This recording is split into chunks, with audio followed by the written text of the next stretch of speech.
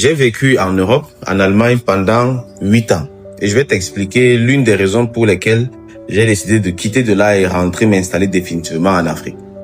J'avais un grand frère là-bas, en Europe, très respecté, qui était là depuis plus de 20 ans carrément.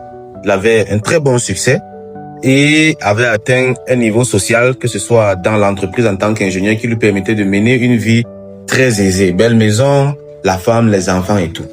Mais un jour, un détail m'a inquiété. Quand tu échanges avec les enfants n'ont pour rêve que les petits métiers. Je veux être ouvrier, je veux être chauffeur de bus, bref, tous ces petits métiers-là. Et là, je me suis demandé, mais qu'est-ce qui se passe en réalité? Et un jour, lors d'une conversation profonde, le grand frère m'a justement fait comprendre que ça, c'était l'un de ses plus grands désarrois. C'est-à-dire, quand tu arrives là-bas en Europe, on te vend le rêve de la belle vie, le rêve européen, les bons salaires, les bons travaux.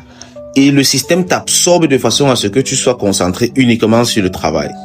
Après le travail, les études et tout, tu commences à bosser, on te paye un salaire suffisant pour survivre.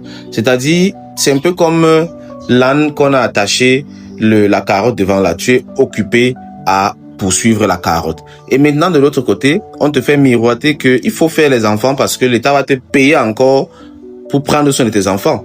Et là, tu commences à faire les enfants. Et à un moment donné, il s'est rendu compte que, mais en réalité, c'est pas lui qui éduque ses enfants, c'est l'école qui éduque les enfants, parce que toi, tu vas sortir tôt le matin, rentrer tard le soir, fatigué avec les projets encore à développer. Et maintenant, c'est l'école qui a vraiment le pouvoir sur ton enfant. Et qu'est-ce que l'école met dans la tête de l'enfant? Là-bas, l'école va donc inculquer des valeurs qui ne sont même pas les tiennes aux enfants. Et les enfants vont y croire parce que ces gars ont des méthodes super sophistiquées pour convaincre les enfants. Dès le bas âge, on apprend aux enfants à dire non aux parents. On apprend aux enfants à appeler la police. On apprend aux enfants à faire des choses tellement bizarres.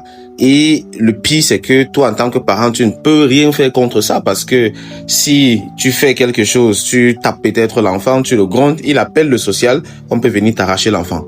On a eu des grands frères là-bas qui ont perdu comme ça la garde de leurs enfants et c'est vraiment, vraiment triste.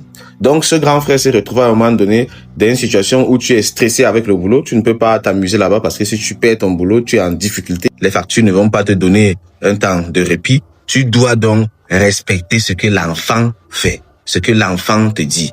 Et malgré les efforts que tu fais à la maison pour essayer de cadrer l'enfant, il suit seulement ce qu'on dit à l'école. Et plus l'enfant grandit, plus tu as l'impression, tu te rends carrément compte que les enfants des immigrés, les enfants des expatriés, des Africains par exemple, on va essayer de les guider vers les petits métiers. Parce que dans ces pays, en Allemagne en particulier, c'est dès le